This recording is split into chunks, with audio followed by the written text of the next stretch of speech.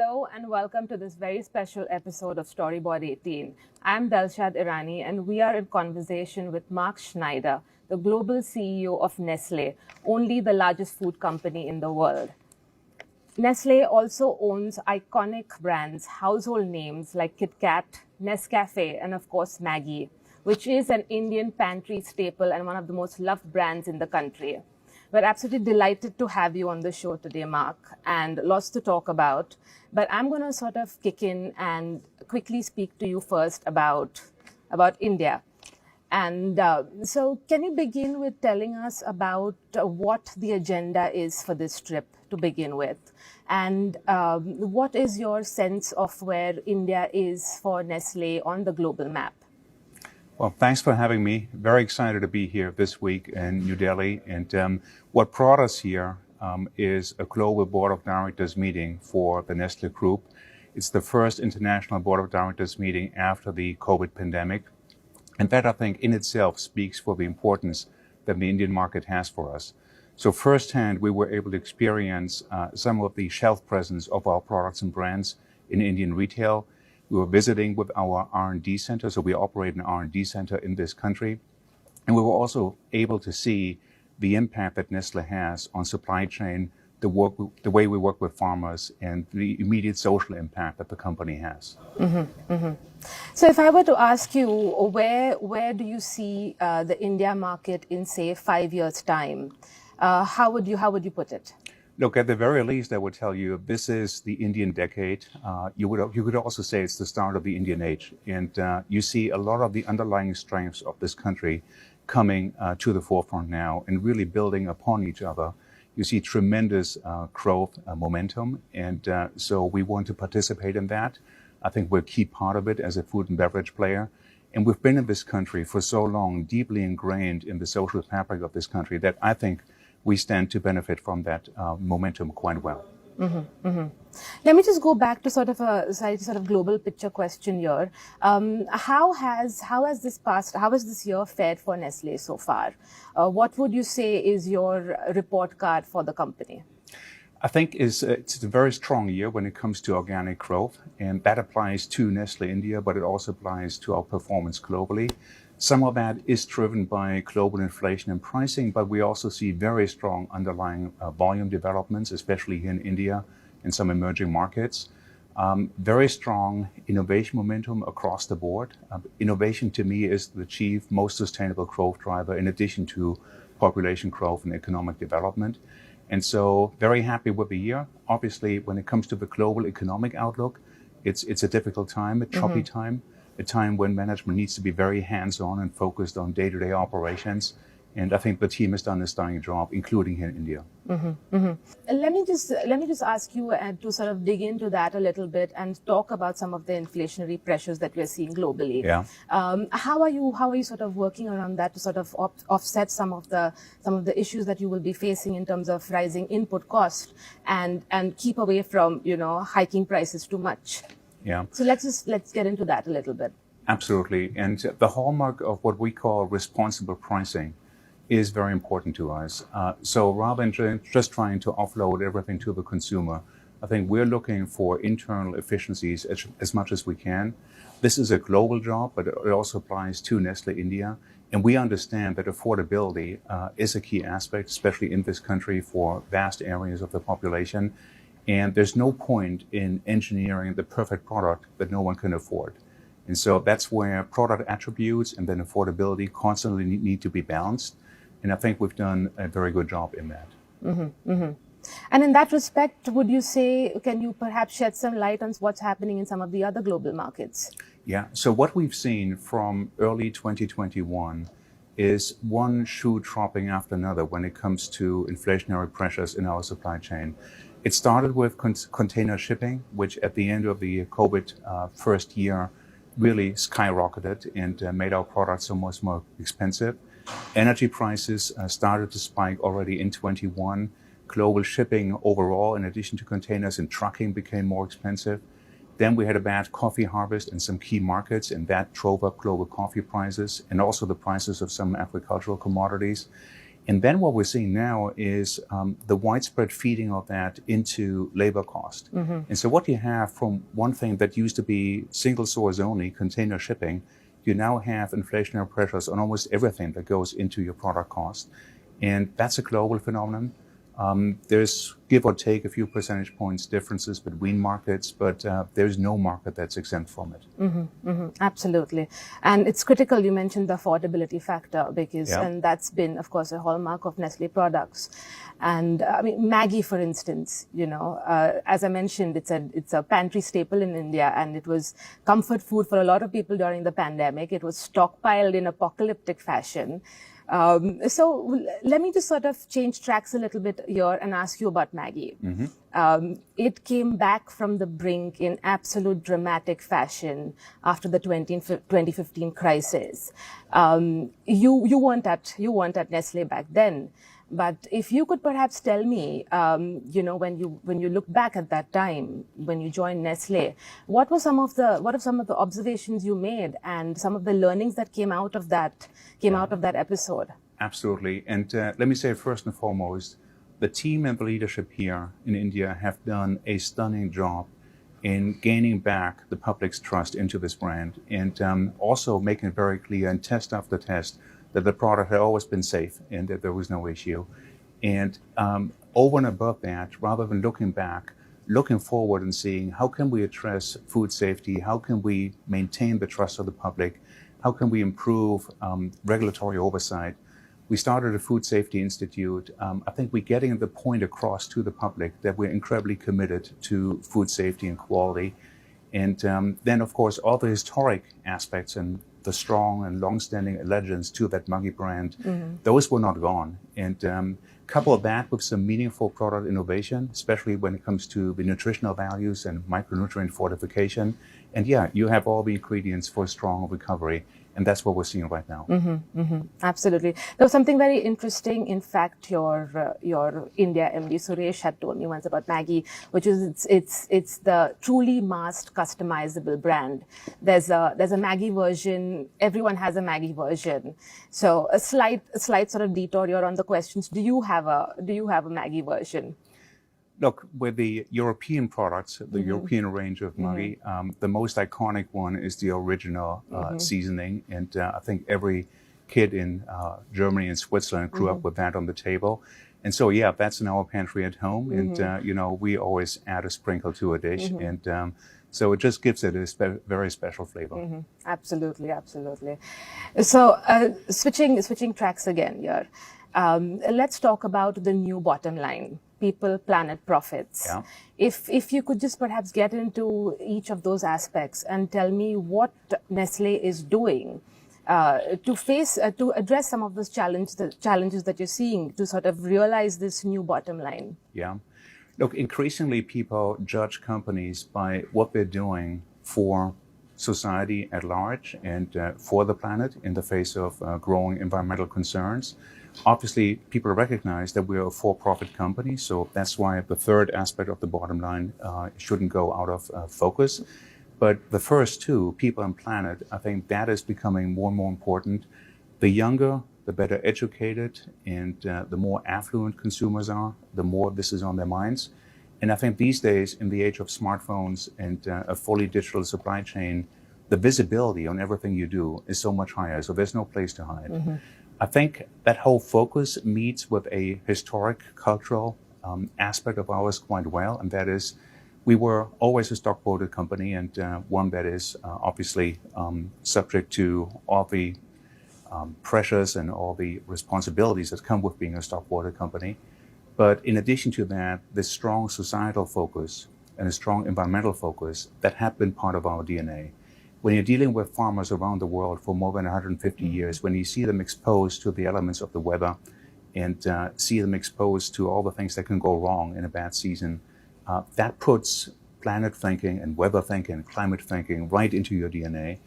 And when you're feeding people around the world, as we do in more than 180 markets, then clearly, being part of society and having a strong societal concern or responsibility, That's also part of our DNA. So to us, navigating in this new environment is basically second nature. Let me get into some of the things that you are perhaps driving and that's top on your agenda and some of the specifics. Of course, we know that sustainability is an essential operating principle for any responsible company and one striving for financial success. So what is top on your agenda? What are you dialing up at this point in time? Yeah. Let's talk a little bit about that. So we are very committed to sustainability, as you say, and obviously there's a whole list of issues. The one that I would describe as the defining one for our age and for our generation is climate protection and reducing CO2 and methane emissions. Obviously, there's lots of other priorities, but I'm very convinced that when the next several generations will look back to this age, they will judge us by whether we get a handle on that situation or whether we just let it slip and flow, and that would have pretty catastrophic consequences for the climate around the world. So that one we're very committed to. We were one of the early signatories to the science-based targets to limit Earth's warming to 1.5 degrees. We were one of the first people to issue then a very detailed net zero roadmap that would get us there by 2050. There is a commitment to get the greenhouse gas emissions down by 20% by the year 2025 and by 50% by the year 2030. So near-term action is also very important to us. Don't shove it down to the long term. Do something now in this decade. And this is also what the public is judging us by. We're already on our way down. So peak carbon is behind us. It was somewhere around 2018, 2019. We're on the way down now. And that is in spite of the fact that the company is growing very strongly. So, I mean, sometimes there's a misconception. People say, you want to reduce carbon emissions, but when you have growth, don't you overcompensate?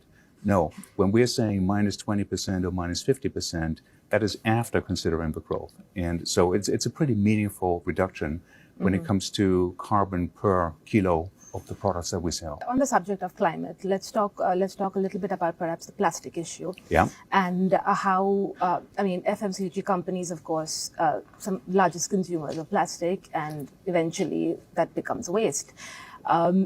Let's talk a little bit about what are some of the meaningful actions that you've taken with outcomes that have been desirable, and where are you placed on sort of getting to this waste-free future?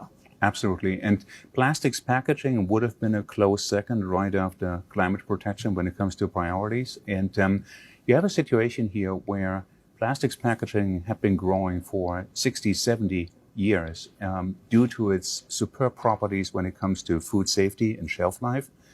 And it's been only over time that societies around the world came to see some of the downsides. And that is when it spills into the environment, you have widespread pollution and the material doesn't degrade for long periods of time.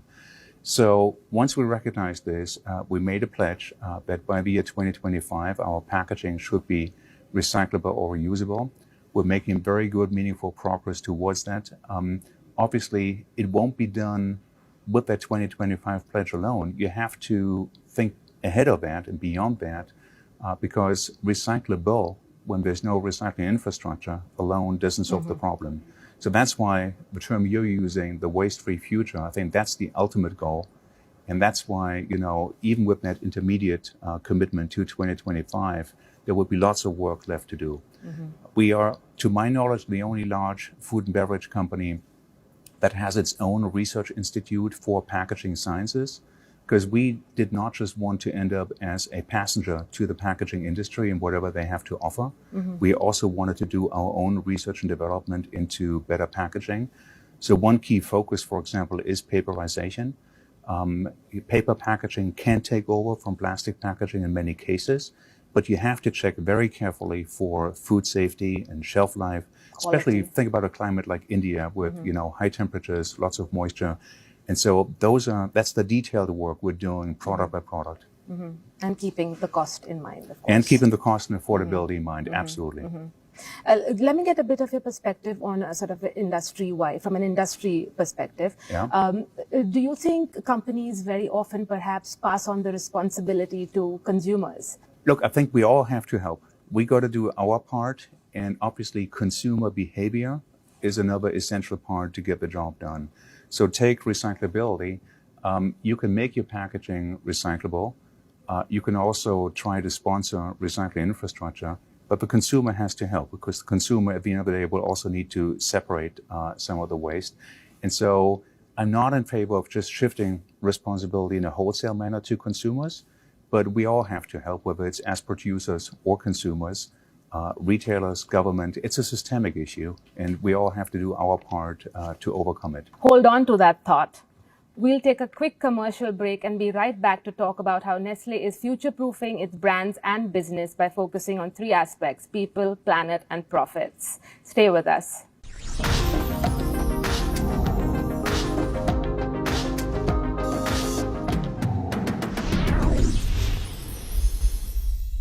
Welcome back. You're watching Storyboard 18 on CNBC-TV18. I'm Delshad Irani, and I'm in conversation with Mark Schneider, the CEO of Nestle. Let me go back a little bit to the bottom line again and talk about something that sort of ties all three of them in, right? Which is purpose. And purpose, of course, has been a bit of a buzzword for the last over a decade almost. And every company is using the term purpose in everything from their marketing communications to internal.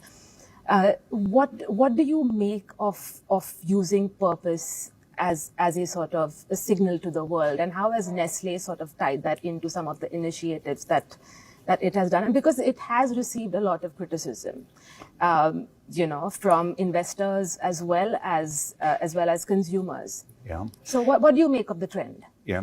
Look, purpose is important. I mean, you want to know what you go to work for, what you're trying to do. And when it comes to a large organization, thousands of people in a factory or a research and development center, it's hard to motivate someone by the bottom line only and by profits. So it is about what do you do for society, what do you do for people around you. But it is important not to overdo it, and also understand we're doing this within the confines of a publicly quoted company, and a company that belongs to investors and that needs to offer decent returns to these investors.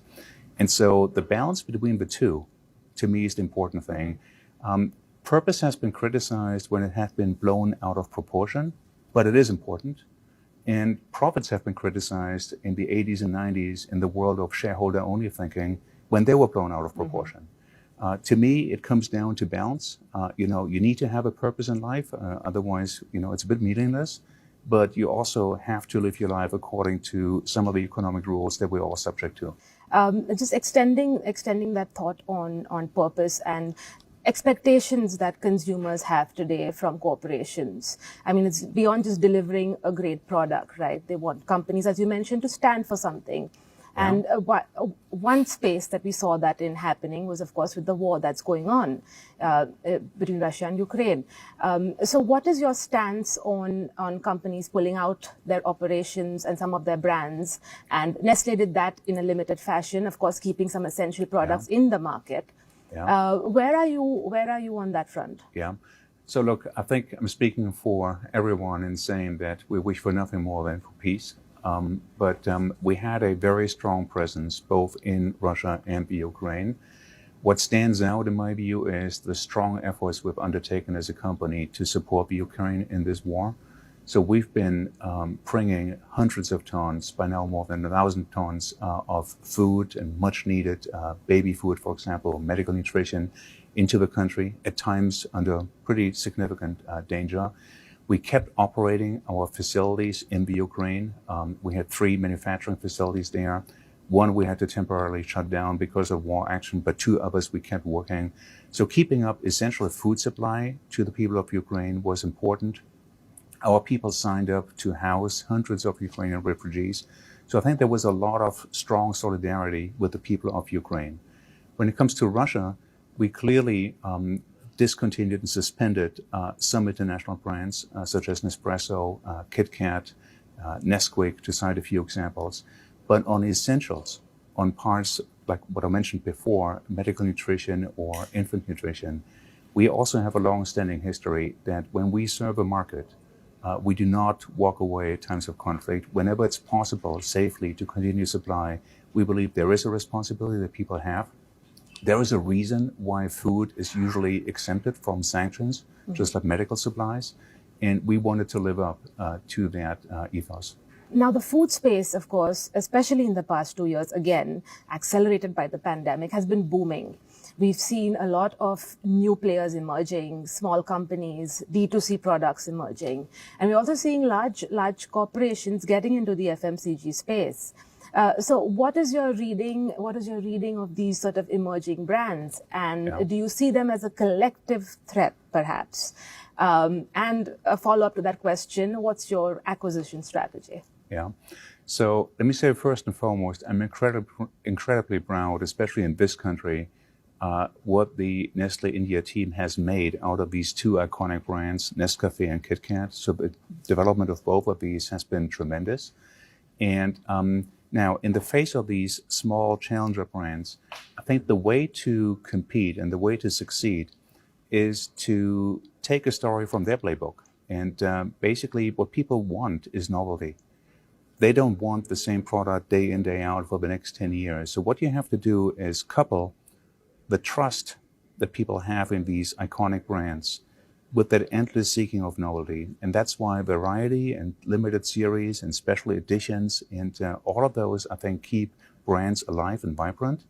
You can also say the same thing about global versus local. So KitKat and Nescafé are global brands, but nothing stands in the way of giving these global brands local attributes and making them particularly appealing to a local population.